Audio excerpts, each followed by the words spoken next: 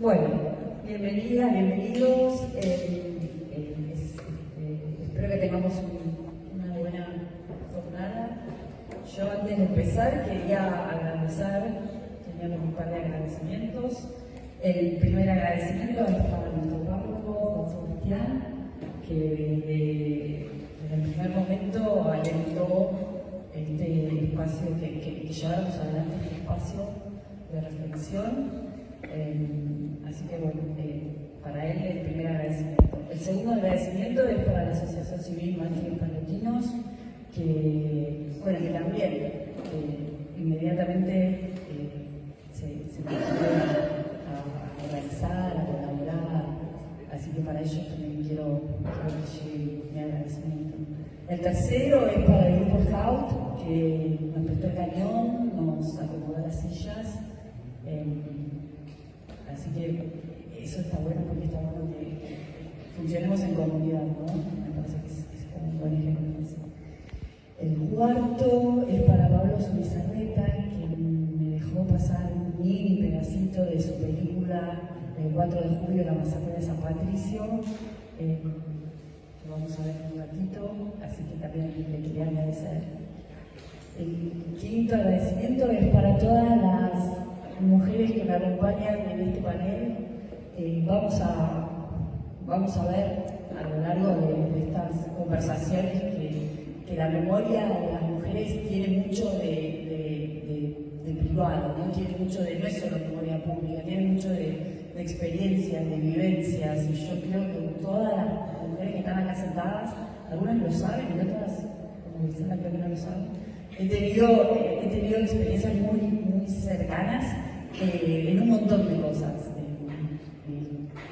Con cada una tengo cosas que van mucho más allá de lo teórico. Por ejemplo, Sole, yo la conocía de sus trabajos y después coincidimos como madre de un mismo año en el colegio. Y así con todas. Ahora de dos, claro. Y así con todas. Así que, bueno, eso también lo quería agradecer, porque aparte me dijeron que sí desde el primer momento también. Y eso me parece que es muy importante. Para mí fue muy importante. Y bueno, y por último a todo el público, que yo sé que un viernes a la noche venía a escuchar cosas de mujeres, qué sé yo, no me es un encuentro muy seductor, pero bueno, acá estamos y así que bueno, les quería también agradecer muchísimo. Este encuentro tiene como algunos antecedentes como más generales y después tiene antecedentes más puntuales. Los antecedentes generales tienen que ver con, tal vez con los cambios del modo de hacer memoria que estamos experimentando, no sé, de 20 años en esta parte, que se cambiaron algunas cosas en los relatos oficiales, y ahí por esos cambios puede entrar otras líneas, ¿no? de pensar lo que nos sucedió. Por otro lado, bueno, es innegable que también tiene y tuvo mucho que ver el movimiento que las mujeres en algún momento comenzaron para ser escuchadas, ¿no? En cosas básicas. Y por último, el movimiento también similar que sucedió hacia el interior de la Iglesia. Me parece que esas tres cosas fueron las que definieron que en 2020, y acá voy a las cuestiones puntuales, organizamos, en plena pandemia, un Zoom, lo organizaron desde el Instituto de Trabajo, y estuvimos en esa mesa, estuvimos nosotras tres, estuvo Margarita Zubizarreta, en representación del grupo de cronistas que hoy nos acompaña, estuvo Fátima Cabrera, estuvo Susana Ramos, que es una mujer que trabajó mucho en La Rioja, y toda... ¿Quién? Que está viniendo, y estuvo también Mariana Rubino, que es la directora de la película Yvonne. Yvonne es un documental sobre la tercera de las monjas francesas, o sea, sobre la monja sobrevivió. Bueno, y la pregunta que organizaba todas esas reflexiones en ese encuentro fue: ¿cómo hacemos memoria a las mujeres de los mártires varones. El encuentro se llamaba Mártires varones, memoria de mujeres. Porque una memoria posible de las mujeres para los mártires varones, o sea, no encuentra solamente como un obstáculo la relación de subordinación con un dispositivo memorial masculino, ¿no? También se encuentra con algo mucho más complicado, en donde hay dos cosas obvias: el lugar que tiene la mujer dentro de la institución de iglesia y el género masculino de los mártires, que también condiciona el modo de hacer memoria. Entonces, ese era el problema o las preguntas a las que tratamos de responder. Ahora, en esta ocasión, al estar próximo el 50 aniversario del asesinato de nuestro circo, creímos que era interesante pensar sobre cómo había funcionado, funciona y podría funcionar la memoria de las mujeres alrededor de este hecho. También pensar cómo se fue haciendo memoria en todo este tiempo que continuó. Y por diversas razones, la hipótesis que sobrevuela este encuentro es que las voces de las mujeres están de alguna manera invisibilizadas. Y están invisibilizadas por lo menos 3 veces. En los testimonios históricos, o sea, en los testimonios que tienen que ver con la historia del hecho, en las acciones memoriales de los años inmediatamente posteriores, en donde en realidad está casi todo silenciado, porque hay como una especie de que eso lo hemos escuchado todos, que decimos, bueno, no, fueron años en donde no se pudo hacer esto, no se pudo hacer otro, no se pudo hablar, no se pudo nada. Y bueno, y ahí es donde estaría esta segunda invisibilización. Y la tercera es en las conmemoraciones más cercanas. O sea, si ustedes se toman el trabajo de ver las conmemoraciones más cercanas, insisto, de 10, 15 años a esta parte, predominan absolutamente los varones en todas las, en todo lo que puedan pensar. Ahora hay una cosa curiosa: esto también pasa en las representaciones del hecho en otros formatos y en otros códigos de representación. Por ejemplo, en la ficción. ¿Sí? Yo ubico solamente 2 obras de teatro, una en inglés y otra, una reciente, que están escritas por mujeres. Una obra de títeres y un documental que hicieron los estudiantes del colegio de la ciudad, y eso estuvo dirigido por 2 profesoras. Y después yo no tengo referencias de representaciones en donde las que hayan participado hayan sido las mujeres. Como un dato de color, la Asociación Civil Mártires Palentinos está organizando un concurso de relatos de ficción sobre el 4 de julio, y la gran mayoría de los relatos están escritos por varones. O sea, y ahí no hay ningún tipo de freno ni de nada, o sea, ahí es una parte, no sé. Bueno, eso era un poco las reflexiones. A partir de esto es que organizamos este panel. El panel va a estar como armado con 2 participaciones más teóricas, que son la de Soledad Catollo y la de Verónica Jiménez Berú, que después, cuando les toque hablar, las voy a presentar. Y después vamos a tener una parte de testimonios, 3 participaciones testimoniales, en donde vamos a escuchar a René Franchella, a Griselda Díaz y a un grupo de catequistas que trabajaron acá entre 1978 y 1983. Hace poco leí 2 cosas que no tienen nada que ver con esto, pero tienen que ver con la memoria y tienen que ver con... una tiene particularmente que ver con los 50 años del aniversario del golpe de Estado. La primera, la que no tiene nada que ver con la memoria, perdón, que no tiene nada que ver con la dictadura, pero sí tiene que ver con la memoria, es una crónica de Josefina Licitra sobre 38 presas uruguayas que se escapan de un penal de Montevideo. Y lo que ella dice es que la fuga de mujeres más importante de la historia de una cárcel y que nunca fue contada. Ella descubrió esa historia y a partir de ahí la contó y el libro salió hace un año o 2 años. Bueno, lo que me interesa remarcar de eso, además de este gesto, es que ella dice que lo que ella hace es un intento respetuoso y de construir desde afuera. Y esa es la idea que yo tuve desde el primer momento en que se me ocurrió armar este panel, ¿sí? Un intento respetuoso de construir algo desde afuera y también pensarlo como un punto de partida, ¿sí? Para una reflexión hacia el futuro de lo que podemos y lo que no podemos, sobre lo que podemos y sobre lo que no podemos reflexionar. Y la otra cita es de Raquel Robles, que escribió hace poco una nota en una revista para el 24 de marzo, pensando en esto de los testimonios, no en esto de decir que queremos testimonios de mujeres, no tenemos testimonios de mujeres, ¿dónde están los testimonios de las mujeres? No puede ser que no haya testimonios de mujeres. Y lo que dice Raquel Robles es que sería justo dejar de pedirles a los sobrevivientes que rasquen en sus memorias heridas para recordar algún nombre, alguna cara, algún apodo. Y la verdad que esa frase cuando la leí me pareció fundamental, ¿sí? Para acceder a todos estos jóvenes que tenemos y que no sabemos muy bien qué tenemos y cómo llegar a él. Bueno, eso era lo que tenía más o menos para decir como introducción.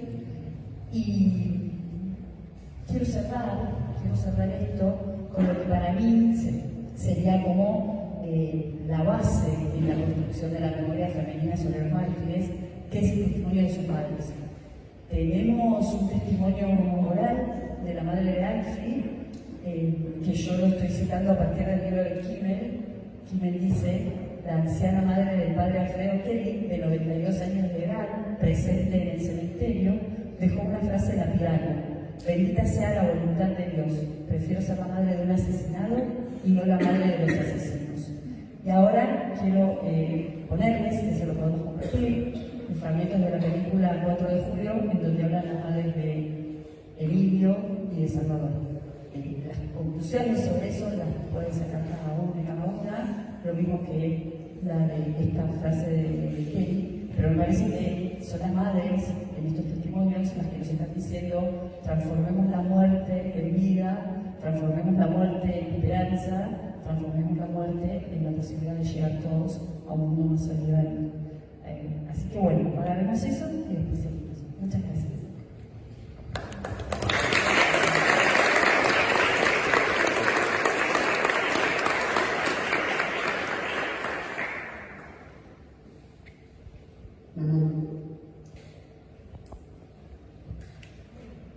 La madrugada del 4 de julio, yo soñé con la muerte de mi niño. Tuve que caer muerto con la ropa que tenía en el cuerpo. Entonces me desperté muy mal. Y Gastón no estaba porque había ido a casar con un amigo. Entonces yo fui a la misa de la mañana. Cuando salgo de la misa, una señora que no sabía, no se acordaba que venía el padre en San Patricio de Pedro, viene conmigo y dice: ya, vamos a ver lo que pasó en San Patricio. Mataron a que yo me apoyé en la pared y dije: también. Mi cuñado fue a reconocerlo a la muerte y cuando yo hablé por teléfono con él, le digo: ¿tenía puesto un pantalón gris y un saco azul y una bufanda blanca? Sí, me dice. Sí, lo dije. Y además yo vi como la mataron con un tiro en la silla. ¿Cómo está pensando? ¿Eso no? Y él regresó a hacer una caja y decía: no. Bien, me llevamos hasta la casa, cuando iba de ascensor hasta la casa. Sí. ¿Qué pasó? ¿Qué pasó? Dígame. Dice: se lo mataron. Ay, yo digo que se lo con ese día. Voy a colocar. Yo le pedí a él, antes de que cerrara el cajón, que por favor me ayudara a no tener odio. Que me ayudara a vivir y a no tener odio. Porque si no me iba a envenenar yo, ¿no? ir ayudando con eso.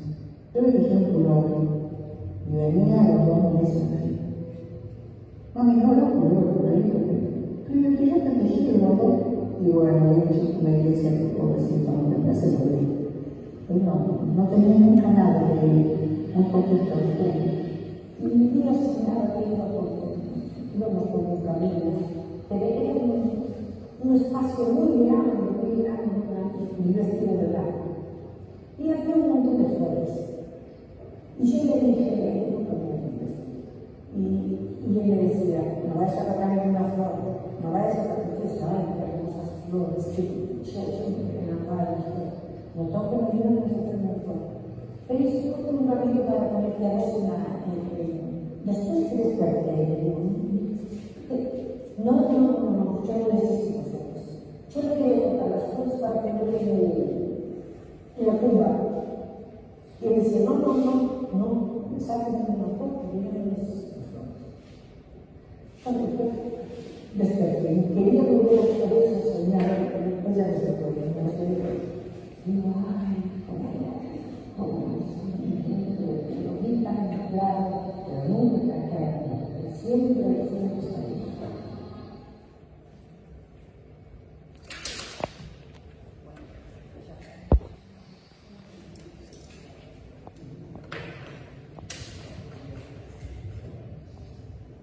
Bueno, vamos entonces ahora a pasar a las participaciones más teóricas, más generales.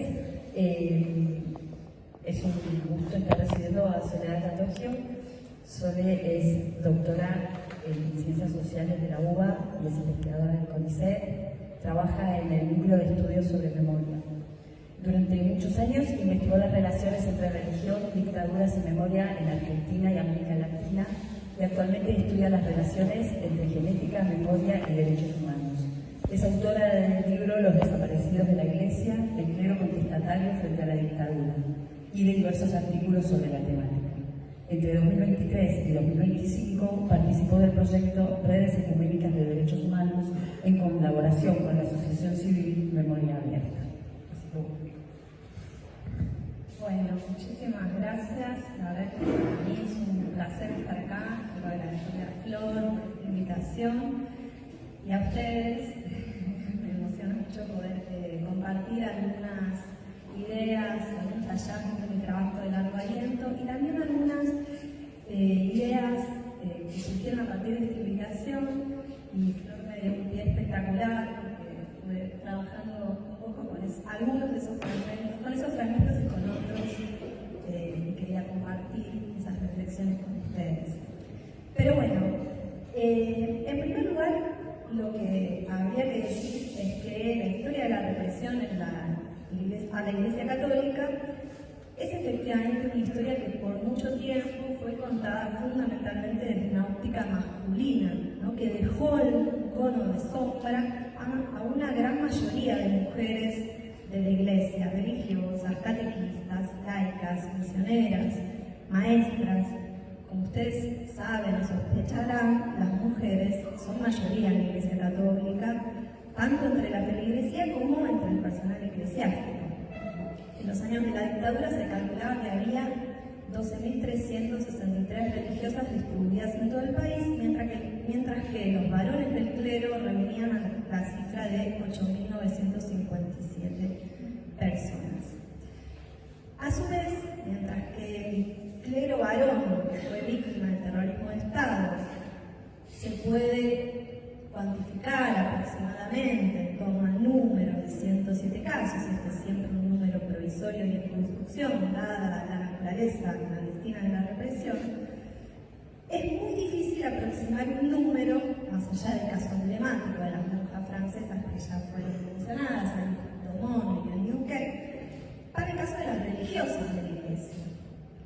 Como veremos, el accionar represivo sobre las religiosas se caracterizó por utilizar detenciones muy breves que las mujeres de la Iglesia no denunciaron, o por accionar contra sus métodos de enseñanza y contra sus instituciones. Por otro lado, a excepción de las monjas francesas, cuyo caso desbordó tanto las fronteras eclesiásticas como las fronteras nacionales internacionales, porque fue un escándalo y tuvo mucha repercusión internacional, las mujeres de la Iglesia, que sí sufrieron detenciones, torturas y desapariciones, detenciones largas, ¿no?, como las catequistas, laicas, misioneras, maestras, quedaron por mucho tiempo invisibilizadas por esa misma institución que no las reclamó como mártires. Ellas en muchos casos pasaron a la historia como desaparecidas sin más.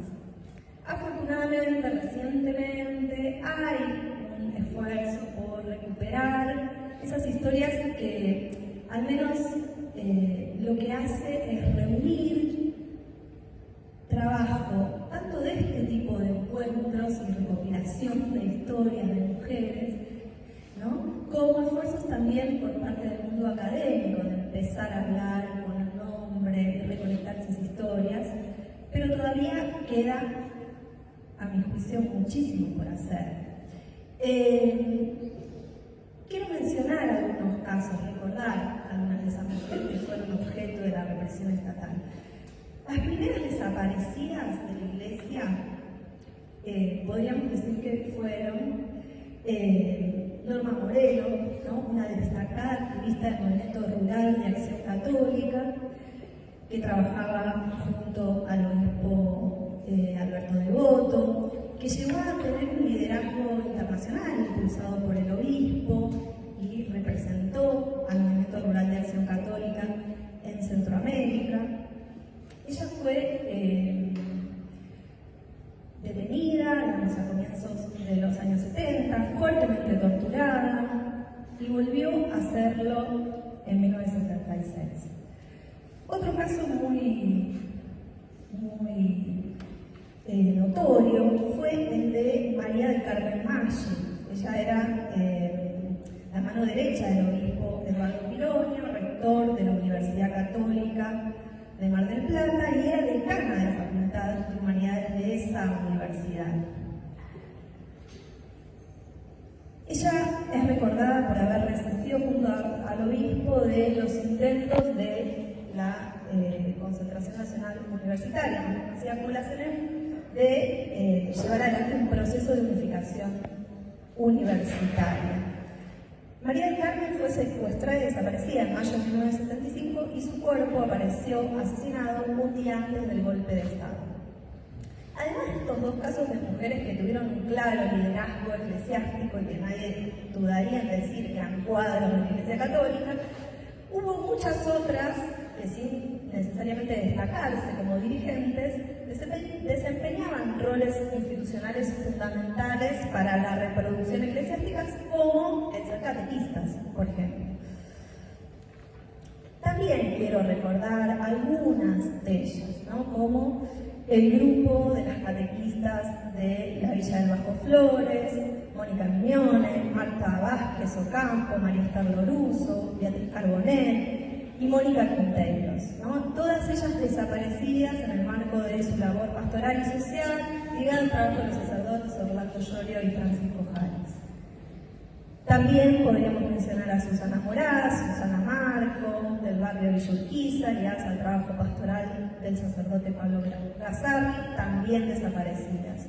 O a las mujeres del grupo Scout del Centro Pastoral Pequeña Obra de Bahía Blanca, Elizabeth Frers, las jóvenes Clara Inés Occhini, cercanas al sacerdote Carlos Dornia, asesinado.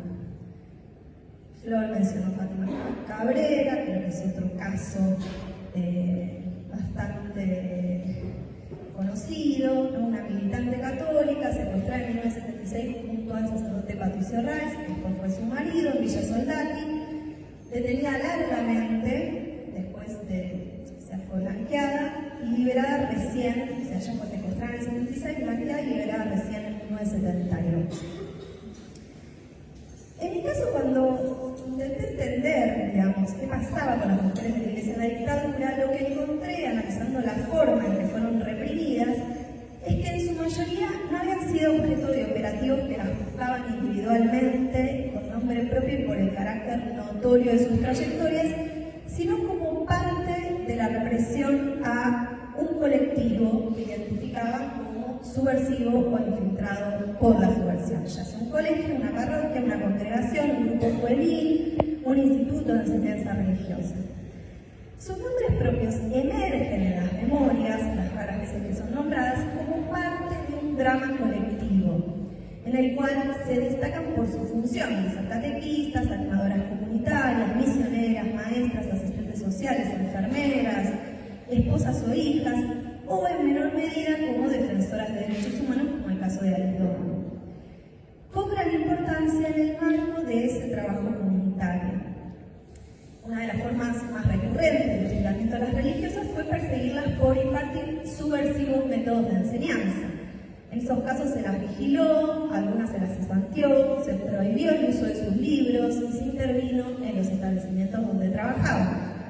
Para mencionar algunos casos, uno fue el de la religiosa Clara Yáñez, por su método de educación y liberación, que motivó la vigilancia de los colegios donde trabajaba, el Colegio del Sagrado Corazón en Pringles, el Instituto Educativo de San Francisco de Asís en Villa Elisa, La Plata.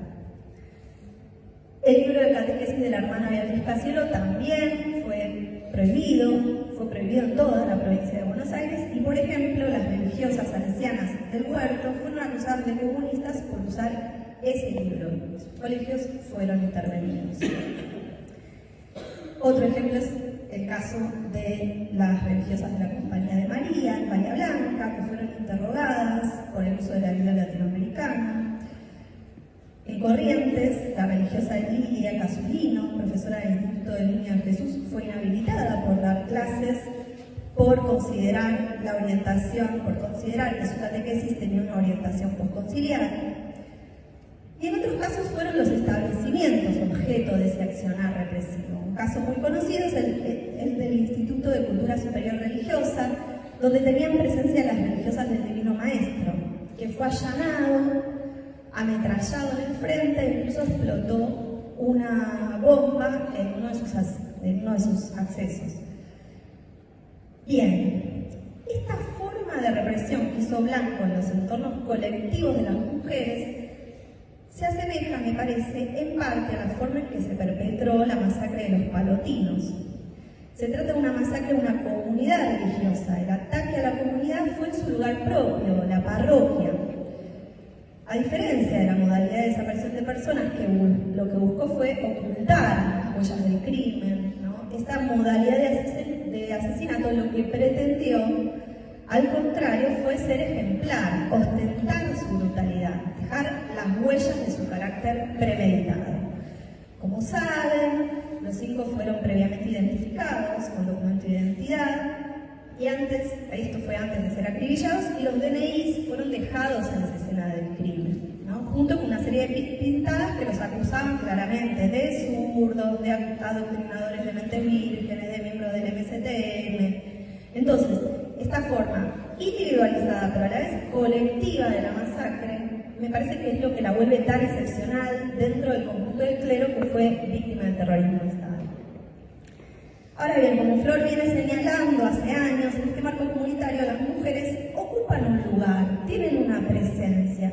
Incluso yo diría, un poco volviendo sobre esos materiales, y el documental forman parte del relato canónico de los hechos, que fija primero ese libro de Kimmel y que retoma, el libro fue editado en 1989, para los que no recuerdan o no saben, y el documental en 2008. Ahora, ¿qué lugar ocupan las mujeres en ese relato y cómo se incorporan? Y acá me van a perdonar, pero voy a meter 2 conceptos que se usan mucho en los estudios sobre memoria y que yo creo que se quedan un poco cortos para entender cómo es que hay una mujer sobre una masacre de varones. Se suele decir que hay una división de género en las memorias sociales, ¿no? Por una parte, las mujeres tienen una memoria habitual, o sea, vinculada a los tradicionales roles domésticos y de cuidados asignados socialmente a las mujeres, y que por estar a cargo de esas tareas habituales, parecería que no tienen nada memorable que contar. Estas memorias habituales se opondrían a priori a otro tipo de memorias, las narrativas, que serían más propias de los varones. Yo no estoy muy de acuerdo con esta distinción que, aunque pueda funcionar en algún caso, me parece que no se aplica, sin dudas, a este caso. Yo encuentro tres formas diferentes en que emerge la memoria de las mujeres en esta masacre de varones. En primer lugar, en el libro de Kimmel del 89, por ejemplo, el padre O'Neill, que fue uno de los emprendedores de memoria de este caso, recuerda que cuando entró a la casa, al otro día, después de la masacre, sintió una presencia diabólica, pero que al levantar la vista vio a sus amigas, Victoria y Cecilia, las hermanas de San Camilo. Luego de ver la escena del crimen, dice O'Neill, sintió flaqueza en sus piernas, y cito: una religiosa se dirigió hacia mí invitándome a bajar. Había un mensaje de la señora Fitzpatrick que me abría su casa, que estaba a la vuelta de la mía. Allí me dirigí y fui cariñosamente recibido. Prontamente, dice O'Neill, me preparó un cúralo todo, una buena taza de té. Además, agrega, las religiosas de San Camilo lavaron con sus piadosas manos la alfombra ensangrentada. Más adelante, cuando la policía devolvió los cuerpos de los 5 después de la autopsia, fueron las hermanas de San Pedro Claver las que los lavaron y acomodaron para la ceremonia fúnebre. Fue también, cuenta O'Neill, una religiosa, la hermana Isabel McDermott, del Colegio Santa Unión, la que le dio la noticia a Jorge Kelly y Miguel Robledo, los otros 2 seminaristas de la comunidad mártir que esa noche estaban fuera de la casa parroquial dando un retiro espiritual para las alumnas justamente de ese colegio Santa Unión. Kimmel también menciona a Celia Harper como una persona que junto a Rolando Sabino, el organista de la parroquia que encontró los cuerpos, concurrió personalmente a la comisaría para dar aviso de la masacre. Así, lo que yo encuentro es que, mientras que la memoria narrativa está sostenida por la figura de O'Neill, su relato se apoya en una memoria corporal habitual protagonizada por mujeres que dan la peor noticia, lavan, curan, demuestran interés y coraje frente a la tragedia y al estupor que provocan esos cadáveres, ¿no? Frente a la sangre derramada y los destrozos en la escena del crimen. Mientras otros flaquean, ellas hacen, y ese hacer se torna memorable y frente al quiebre de lo habitual se vuelve narrable. Es cierto que esta forma de memoria, presente en este relato canónico, no es una memoria contada por ellas, ¿no? Sino que es sobre ellas. Sin embargo, no tiene nada de habitual, o sea, marca con tanta fuerza a O'Neill que se vuelve excepcional, es recordada por él más de una década más tarde. Aquí el desafío es entonces para nosotras, mirar con ojos nuevos lo que parece habitual y repensar el rol de los cuidados frente a las tragedias colectivas. En segundo lugar, hay otras mujeres que intervienen directamente con sus voces en la trama narrativa memorial y hacen una memoria narrativa, al igual que los varones de la comunidad palotina. Forman parte del canon, pero lo que dicen es disruptivo, es difícil de encuadrar en los marcos propios de una institución racional legal como es la Iglesia Católica, ¿no? Esto sucede, por ejemplo, con el relato que escuchamos de las madres de Emilio y de Salvador Barberto. ¿De qué hablan las madres de estos seminaristas? Hablan de sus sueños. O sea, Nélida tiene ese sueño premonitorio, ¿no? Cuenta que lo ve antes de saber que está muerto. Y después constata a través de su cuñado que tenía la ropa con la que ella lo había visto, lo había soñado. Él vestía como ella lo soñó. Rosario, la mamá de Salvador, también cuenta sus sueños. Ella lo ve vivo, habla con él. Salvador le dice, no arranques flores y ella dice, pero para tu tumba, no, porque no las necesito. Y ella le hace caso porque lo siente vivo en sus sueños. Y agrego yo, las flores son para los muertos. Entonces, estas memorias narradas son memorias afectivas, pero también me parece que ponen el misterio del martirio en acto. ¿Qué quiero decir con esto? Que al dar muestras a través del material onírico del carácter extraordinario de la relación relación entre vivos y muertos que se establece a partir de esa tragedia y de cómo se afectan mutuamente vivos y muertos, revelan algo de ese misterio, ¿no? Emilio y Salvador aparecen victoriosos ante su propia muerte, actuantes ante sus madres, preparándolas o bien para la noticia del asesinato o bien para darles un mensaje a futuro. Nélida, como vieron, le pide a Emilio, ¿no?, que interceda por ella. Yo le pedí a él, antes de que cerrase en el cajón, o cerrara en el cajón, que por favor me ayudara a vivir y a no tener odio, porque si no me iba a envenenar yo. Y creo que él me está ayudando con eso. Entonces, hasta ahora tenemos una memoria donde podríamos decir, como dice Peteco Carabajal, que lo cotidiano se vuelve mágico. Una memoria que es contada por un varón que hace de lo habitual para las mujeres una potencia transformadora en la vida de los otros. Esa es la primera. Tenemos una segunda memoria narrada por las mujeres mismas que hablan de sus recuerdos, ¿no?, y que se sitúan en una misma línea temporal a vivos y a muertos, afectándose mutuamente, achicando esas distancias entre el aquí y el más allá. La tercera forma de memoria que me gustaría analizar es una memoria que también está narrada por las mujeres mismas, pero que es de otro carácter. Este tipo de memoria encuentro yo que tiene un componente político, cuasi profético, entendiendo la dimensión político-religiosa del mensaje profético, ¿no?, que apunta a la justicia divina. Se trata de intervenciones de mujeres que hacen un juicio, ¿no? Son expresiones que definen a partir del momento en el que hablan una posición en un sistema de valores, o sea, una forma de pararse en la historia.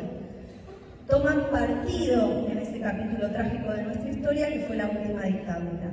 Se trata de juicios que no pueden ser incluidos como testimonios en un juicio penal, pero que abren el camino para la justicia con mayúscula. Así, por ejemplo, en ese libro de Kimmel está la voz de la mamá de Alfie Kelly, ¿no? Prefiero ser madre de uno de los asesinados y no ser la madre de uno de los asesinos, forjando en ese acto su condición de mártires. Esta palabra se va a extender además en el tiempo y va a ser retomada por Mariano Pinasco en el homenaje a la masacre del 2011.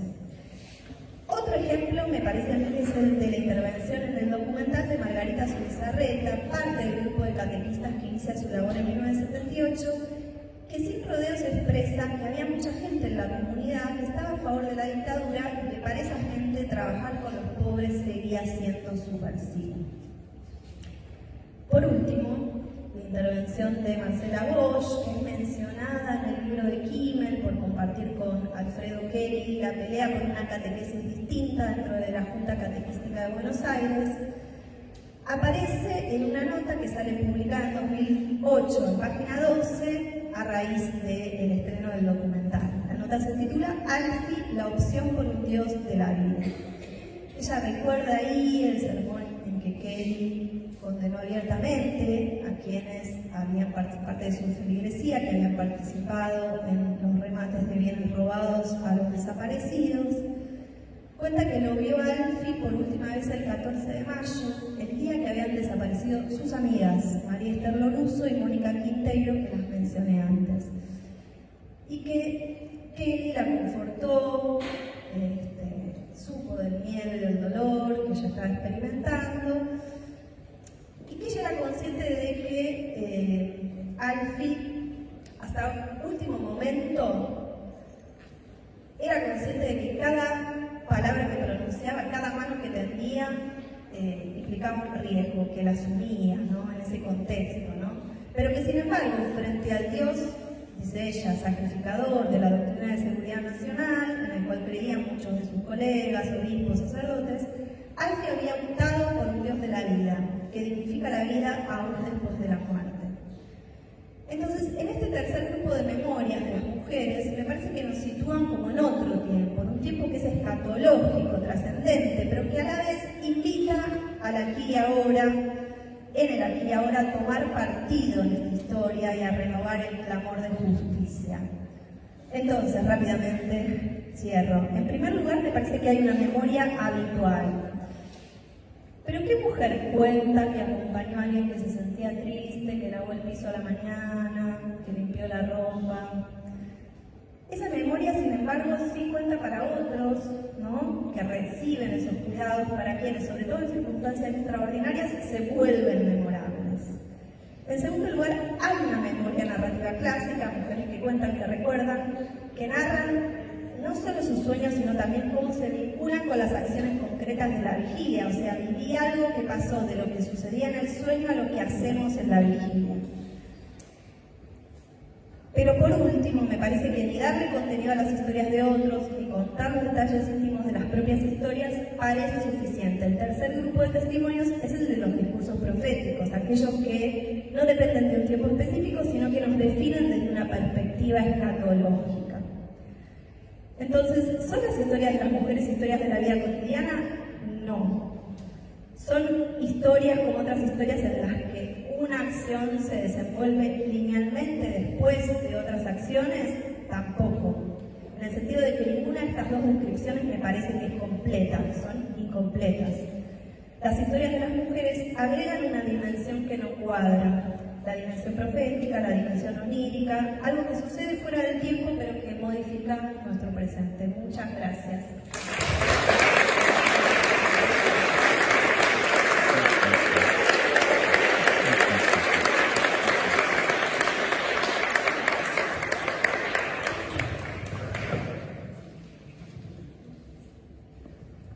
Bueno, muchísimas gracias, Sole. Después vamos a el debate, el micrófono. Ahora vamos a escuchar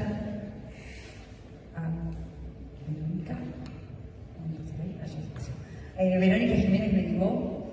Vero es doctora en Sociología por la Escuela de Altos Estudios de Ciencias Sociales y doctora en Ciencias Sociales de la UBA.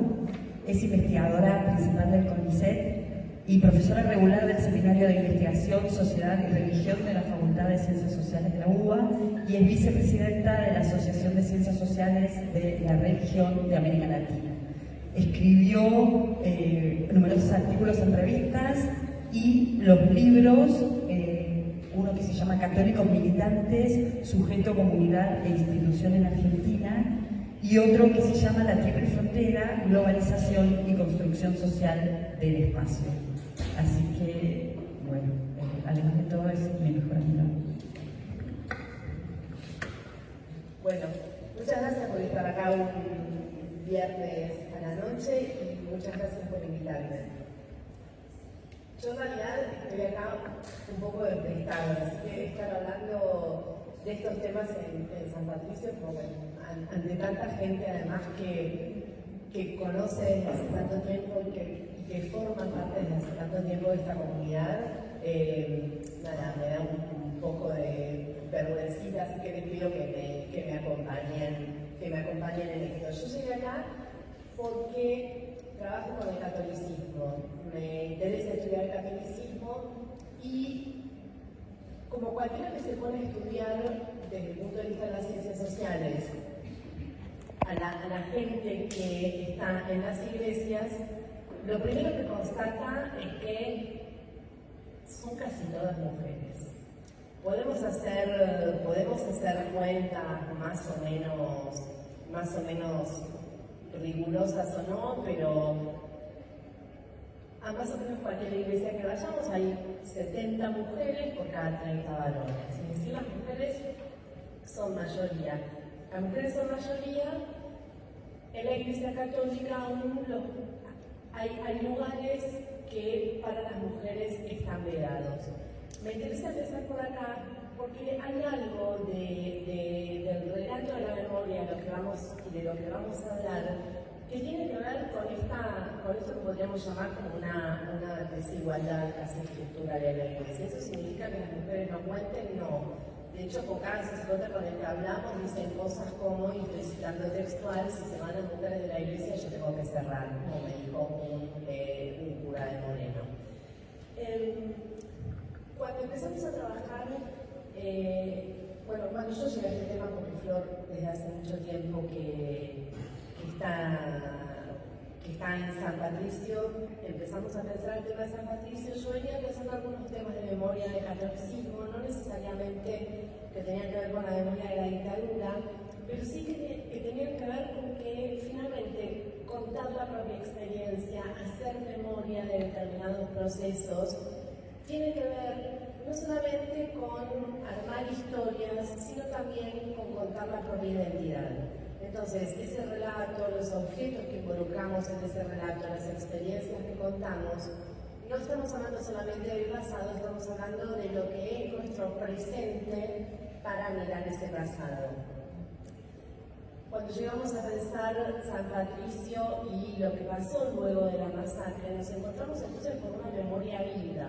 Esa memoria viva era una memoria que no necesariamente hablaba del hecho central de esa memoria, porque efectivamente hablar de los mártires y hablar de los asesinatos en los primeros momentos de la dictadura era un tabú. Todos los que éramos chicos en ese momento sabíamos que nuestros padres nos miraban y nos decían: no hables lo que escuchas en casa afuera, porque es peligroso.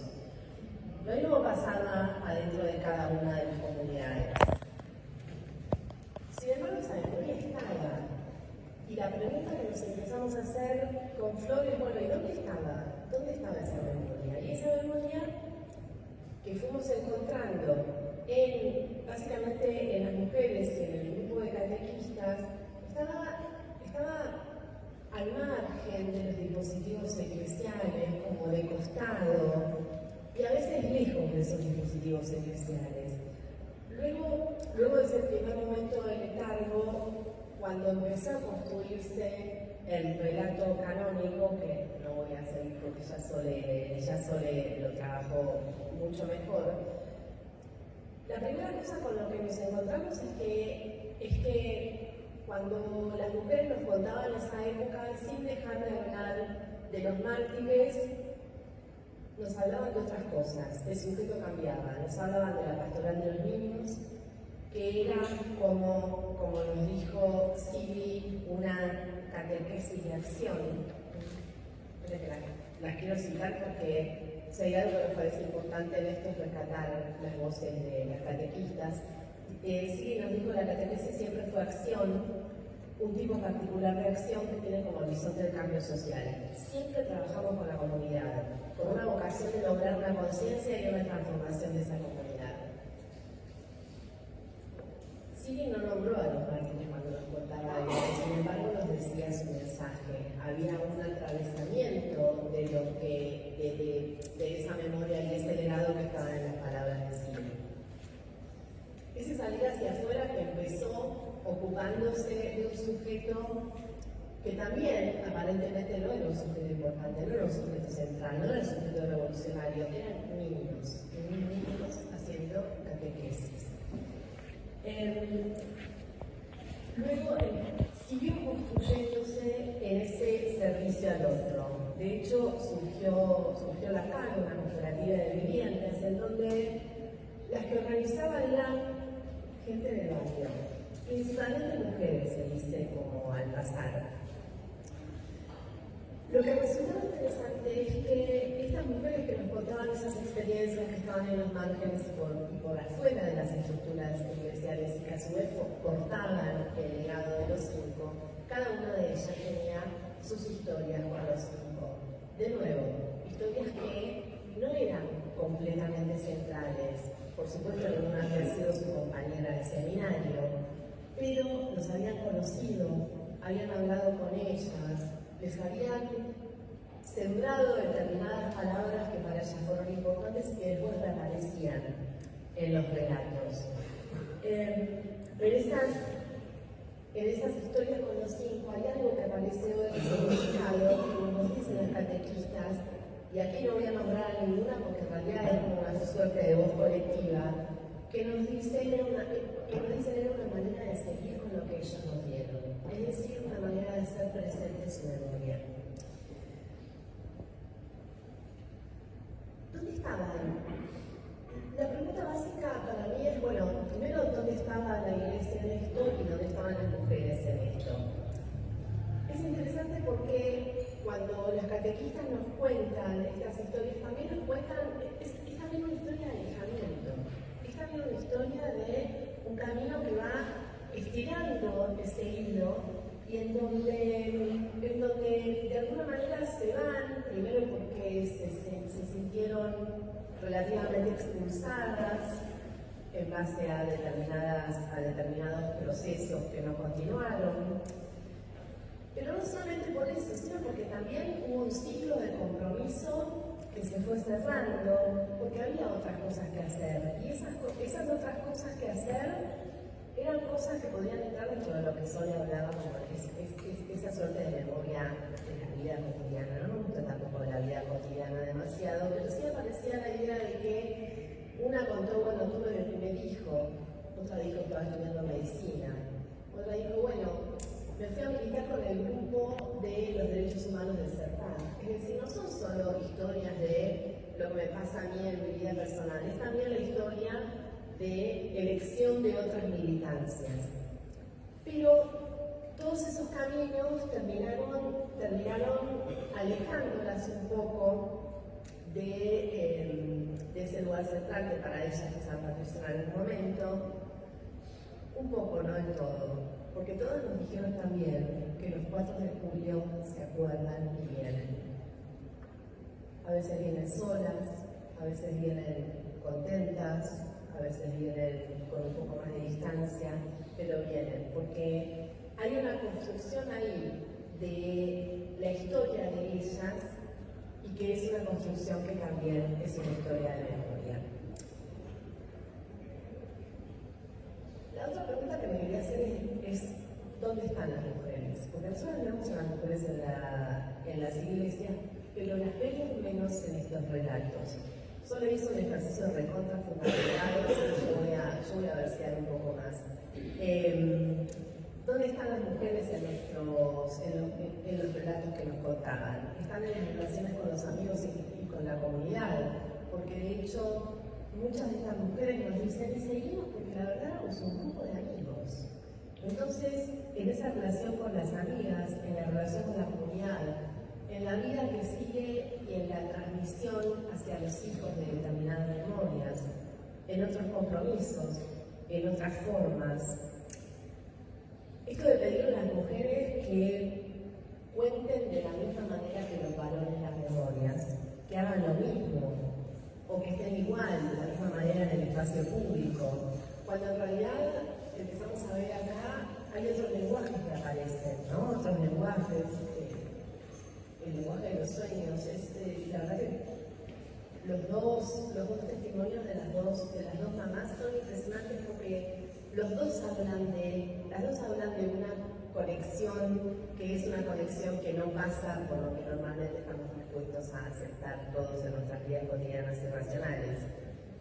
Y me parece que eso es algo a rescatar, eso es algo que vale. Y me parece que el gran desafío acá sería pensar, bueno, ¿cómo hacemos para volver importantes esos relatos? ¿O cómo hacemos para volver importantes esas memorias aún para nosotras mismas? Muchas gracias.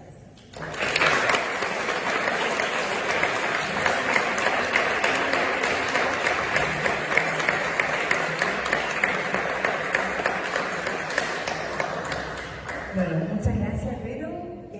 Ahora es como que cerramos esta primera parte que era más como teórica, como les decía al principio, y ahora sí vamos a escuchar a las mujeres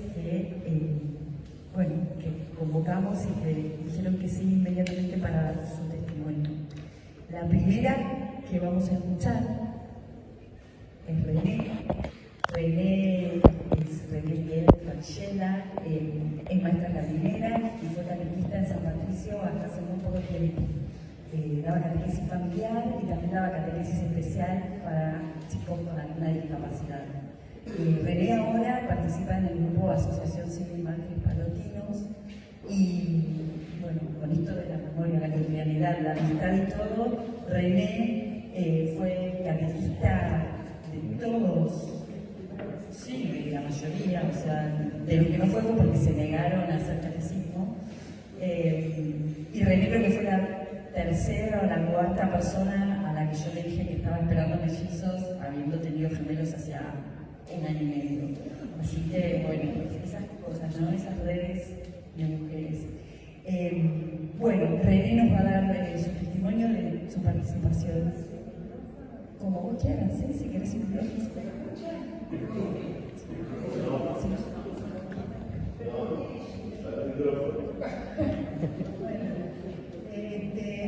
Hace poco, bueno, gracias por estar todos acá y por invitarme.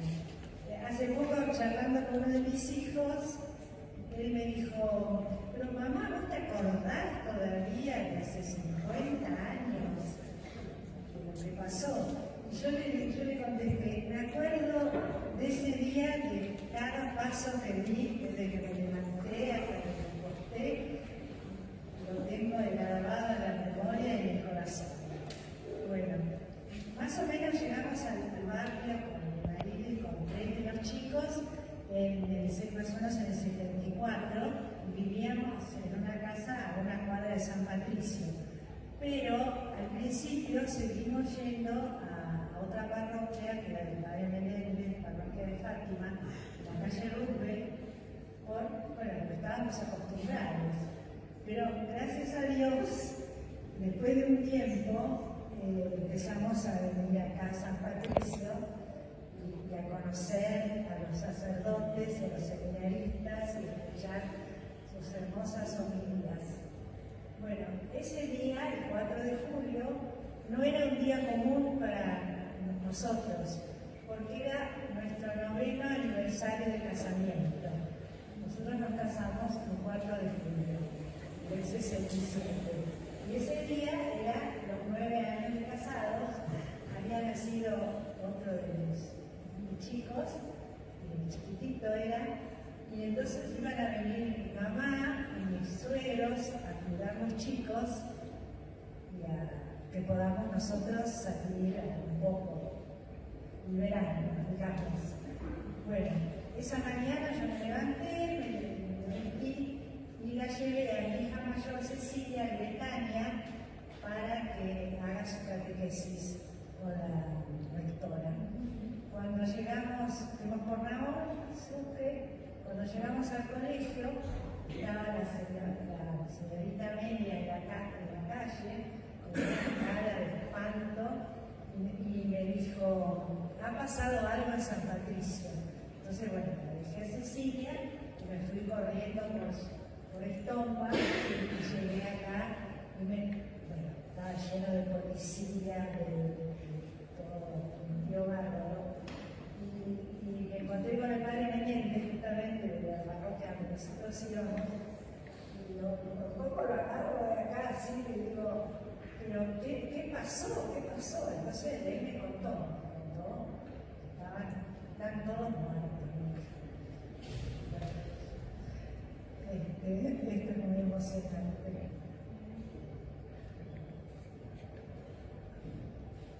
Bueno, entonces, me volví a casa, le puse a mi marido, a mi familia, todo, y fue un día nada que ver con lo que teníamos proyectado.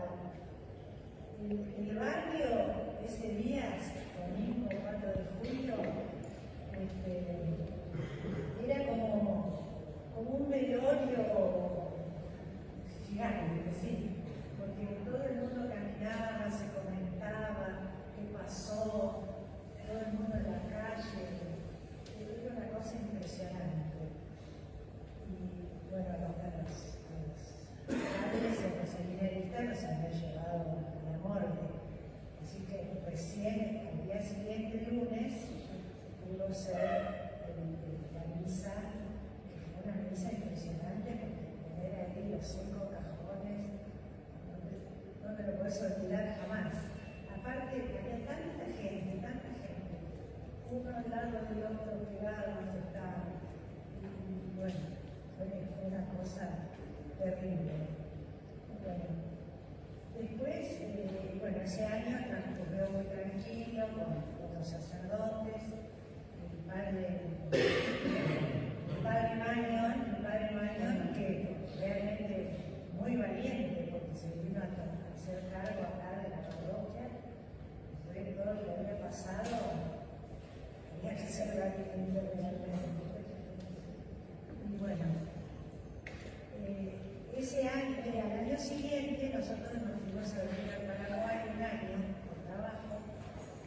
Y así que, bueno, perdimos ese año, no sé qué pasó.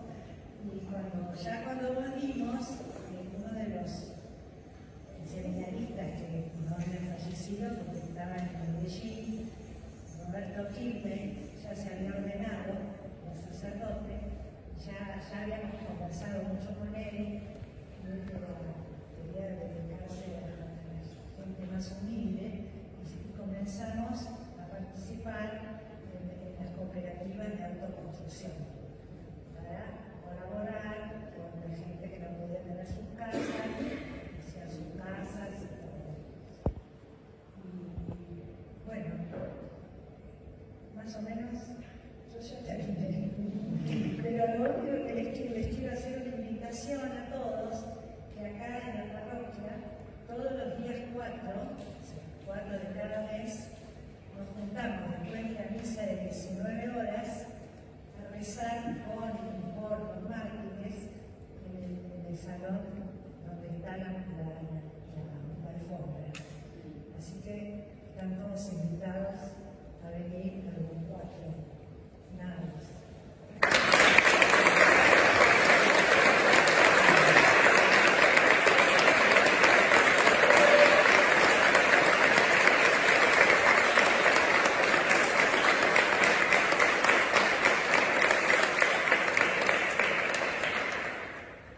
Bueno, muchas gracias, René. Yo quiero decir, te olvidaste de decirlo, que en tus clases de catecismo siempre teníamos un recuerdo o algo sobre los 5. En la catequesis yo siempre hablaba. Siempre algo sobre los 5. Era gente muy joven, que no tenía ni idea de lo que había pasado acá. Entonces, bueno, dentro de toda la catequesis siempre era un ratito para que los mártires se conozcan. Sí. Bueno, ahora vamos entonces a escuchar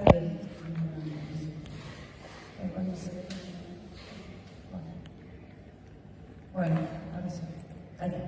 Vamos a escuchar a Griselda Arias. Griselda, yo creo que es de las pocas, si no la única, que yo escuché dar testimonio sobre Salvador muchas veces.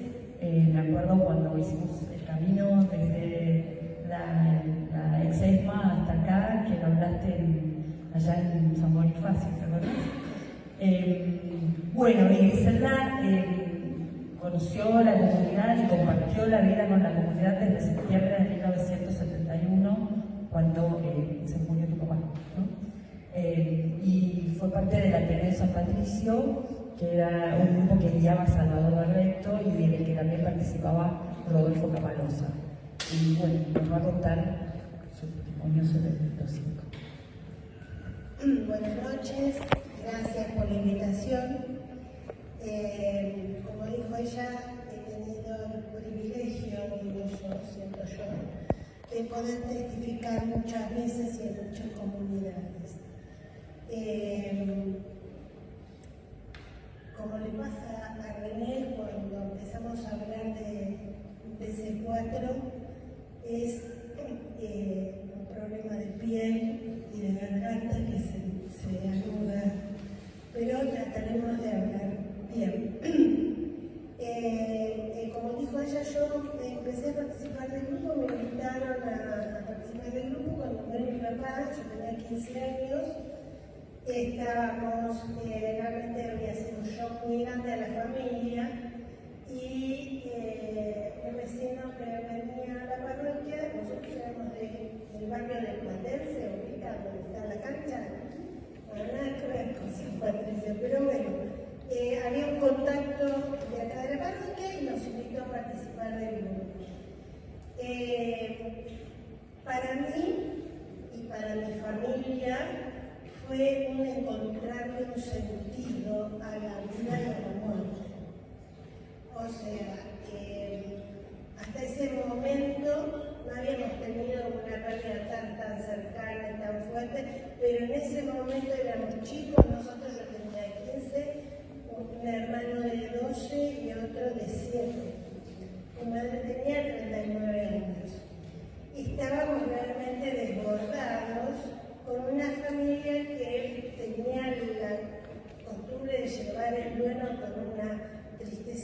eso espantoso.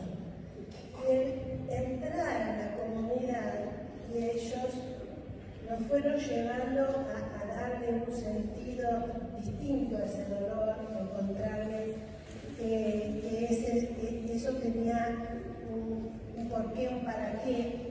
Aprendimos a manejar esos grandes dolores que tuvimos después con una mirada diferente.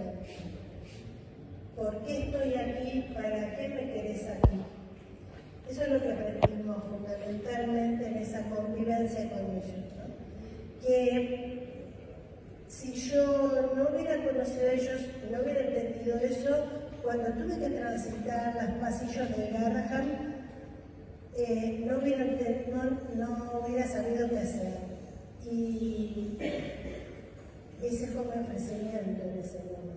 No importaba lo mío, era qué podía hacer yo ahí y qué servicio podía hacer. Entonces, bueno, de esa manera aprendimos a darle un valor a la vida en el lugar donde estuviéramos, ¿no? Ayer encontré una frase de Juan Pablo II y digo, esto era lo que Salvador hacía con nosotros. Salvador tenía desde muy chico la vocación de sacerdote y de servicio, y él tenía pasión y una facilidad muy grande de llegar a los jóvenes y a los adolescentes. Era docente, era director del Colegio San Marón y tenía un manejo así muy especial con los jóvenes.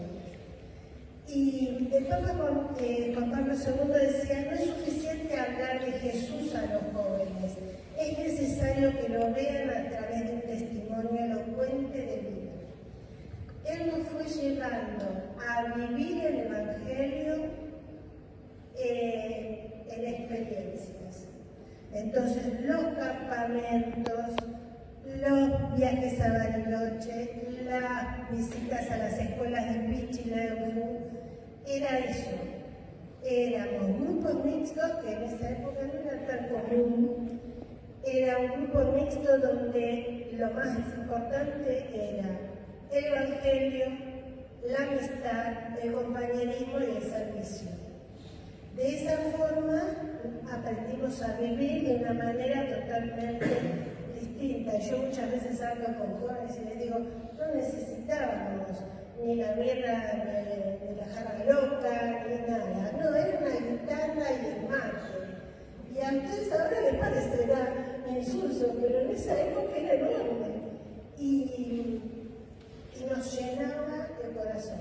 Siempre nos acompañaba algún sacerdote. Ahí en Areco íbamos a la estancia de los Huiraldes, que por primera vez permitían grupos mixtos, y vino el padre Kelly a celebrar la misa y a contarnos que se venía para San Patricio.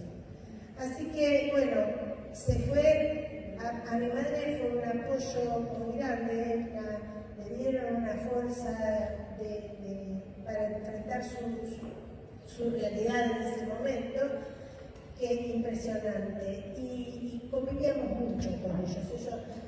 El grupo se reunía acá, ahí atrás, la salita. Después era salir al cine o a comer, y después la otra reunión era en casa, porque había una casa grande, porque podíamos hacer fogón, porque podíamos organizar muchas cosas. Hoy me decía Miguel Robledo, dice, se cumple 50 años que nos conocemos. Empecé a ir a tu casa. Sí, 51 años. Bueno, es así la historia nuestra, muy fuerte, muy compartida acá en la comunidad. Y respecto a lo que hablaban un poco del tema de las mujeres, yo sentí la necesidad de hablar permanentemente de ellos. ¿Dónde estaba? Hablaba y contaba la historia. Eso fue una necesidad muy grande. Y por otro lado,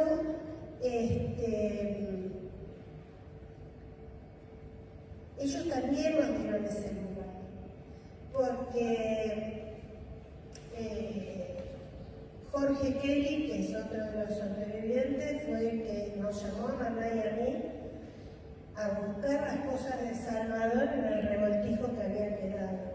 Muy fuerte la escena, entrar a esa casa por primera vez, los escritos, las alfombras, las cosas tiradas, y ellos nos pidieron que eligiéramos las cosas que la mamá de Salvador podía querer y que Jorge no sabía individualizar. Así que también nos dieron lugar ellos en ese momento, los sacerdotes en ese momento. Entre otras cosas, había poca ropa porque Salvador compartía la habitación con el niño. Y siempre decía, no dejo colgados los pantalones a mano porque me los colgaba. Bueno, anécdotas de ellos. Salvador venía a casa y le escondía el mate en la heladera, los zapatos en el horno a mi mamá y se iba cantando la marcha peronista para hacerla enojar. Historias hay muchas. Siempre los sentí muy cerca. Tuve varias experiencias muy fuertes con ellos, como los tuvieron Sara y la mamá de Emilio. Me ha pasado de momentos estar en la iglesia rezando, sentir la mano de Alfredo en el hombro, sentir la respiración de Alfred, de alguna vez que lo he escuchado rezando allá. Y mi última experiencia muy fuerte, de la que estoy convencida y no tengo la seguridad del testimonio, fue cuando mi hija estuvo en el 2007 en una terapia intensiva, muy grave, y me decían que no iba a sobrevivir. Y un día, en desesperación, bueno, ella en realidad rechazó el respirador, o sea que ya era como un avance. Yo llevé una estampita y no encontraba la de los 5. Encontré una de Salvador y se la puse debajo de la almohada. Y me llegó una esencia que yo usaba mucho para que ella hubiera reconocido. Al día siguiente, ella estaba sin mascarilla y me la llevé a casa.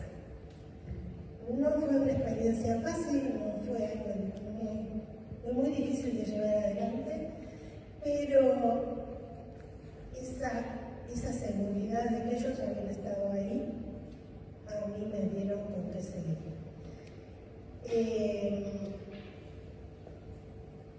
Tengo la suerte también de que tengo nietos, sobrinos y jóvenes que vienen a consultar y a querer hablar y querer conocer la historia. Y creo que estas cosas son las que tenemos que nunca dejar de hablar. Yo siempre pienso que dicen que el Evangelio de Lucas fue contado por mujeres. Y cuando leo a Lucas me imagino a mujeres como nosotras hablando de lo que habían vivido. Bueno, esto es lo que yo puedo contar hoy, que me sale ahora. Otra cosa que para mí fue muy importante, que creo que lo dije en mi testimonio Francisco, de ellos aprendimos que no podíamos ser fieles a ellos y a su enseñanza si odiábamos, si no perdonábamos, aún cuando puede ser uno de los asesinos.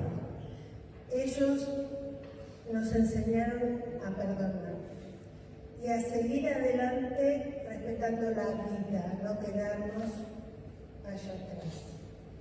Así que bueno, también haciéndolo cortito, creo que pude sintetizar todo lo que vivimos.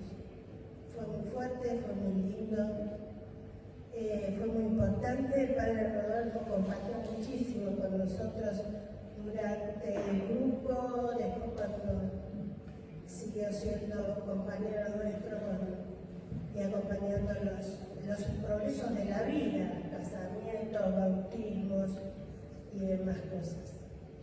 Bueno, después, si alguno quiere preguntar algo,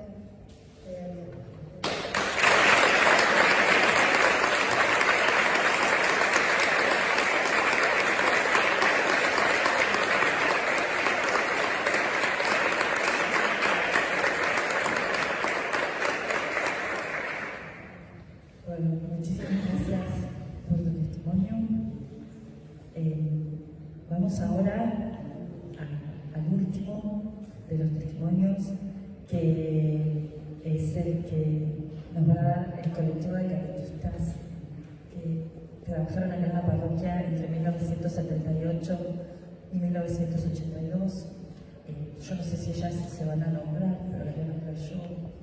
Está Silvi, está María Clara, está Graciela Jesús, está Inés Soto, que además de haber sido mi catequista y mi madrina de confirmación. Y bueno, igual no se acuerda de eso, no sé qué testimonio van a dar porque no se acuerdan de nada, del retiro ese del Faji no se acuerdan, así que no sé qué testimonio van a dar, pero bueno, no sé.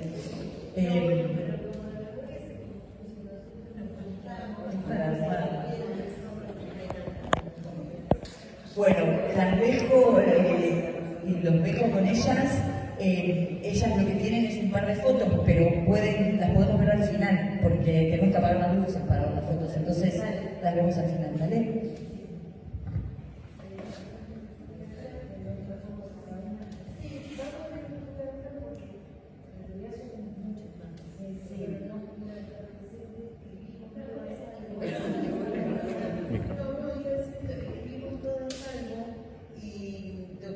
Fue hacer un solo texto porque somos como 6 más que hemos escrito y no están. Así que vamos a traer las voces de ellas.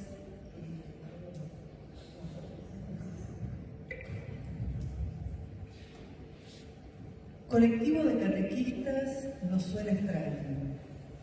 Somos amigas, fuimos catequistas, compartimos la vida desde entonces y podemos contar la experiencia pastoral comunitaria que sucedió en esta parroquia entre los años 1978 y 1982.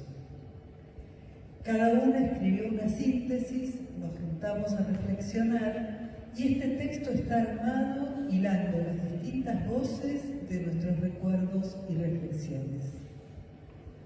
En 1978, Roberto Kilpin logró regresar al país y ordenarse sacerdote.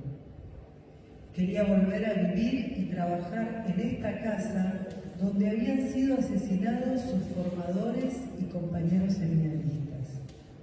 Quería predicar desde la misma casa donde había quedado enrollado la alfombra roja con los disparos de los asesinos. Su prédica y acción era una continua elaboración de la praxis, buscar transformar en acciones la sangre derramada. En ese arranque le encomendaron la catequesis de los chicos y fue convocando catequistas. En público no se hablaba de masacre, ni de asesinato, ni de martirio. Afuera era la negra noche de la dictadura. El Papa era Juan Pablo II y en 1979 se publicó el Documento del Pueblo. Ese era el contexto. Puertas adentro, el padre Kevin O'Neill trabajaba casi en solitario en el reclamo de justicia. Seguía siendo el maestro y sostén de Roberto. Mariano Pinasco era un adolescente. Algunas de nosotras habían conocido a las víctimas y otras no, pero en cada una también estaba el germen del 4 de julio. Cuenta María Clara. Emilio Barletti irrumpe con sus 23 años y con toda su juventud en la catequesis del Instituto Hija de Jesús, cuando yo estaba en el último año de secundaria.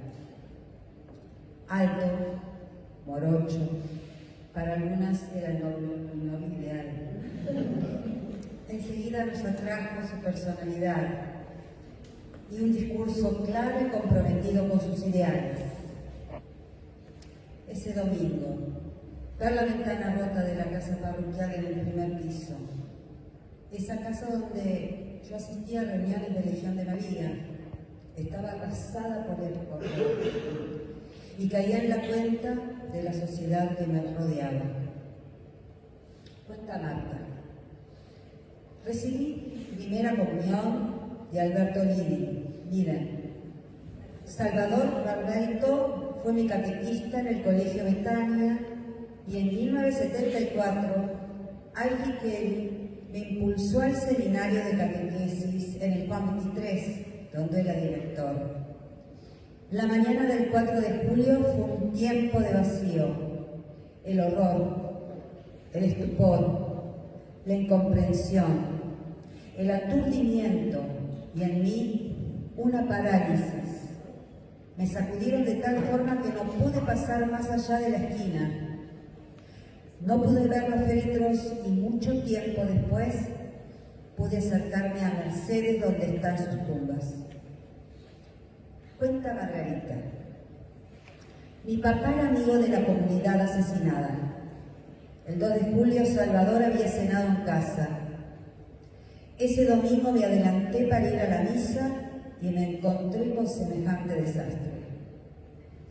Cuando tenía 15 años conocí a este grupo que tenía una potencia tremenda. Lo impresionante fue que se generó, como en el intento de dar testimonio, ¿no?, con un compromiso pastoral, después social y político. En efecto, con Roberto se comenzó a desenrollar la alfombra roja. Horas y horas en la salita del primer piso, donde nos juntábamos a dar vuelta a la historia. Y los fines de semana eran para los chicos. Las reuniones, las idas al barrio, la misa de 10 de los domingos. Cuenta Inés. Mi experiencia de comunidad cristiana nació una tarde en que Roberto me invitó a formar parte de un proyecto.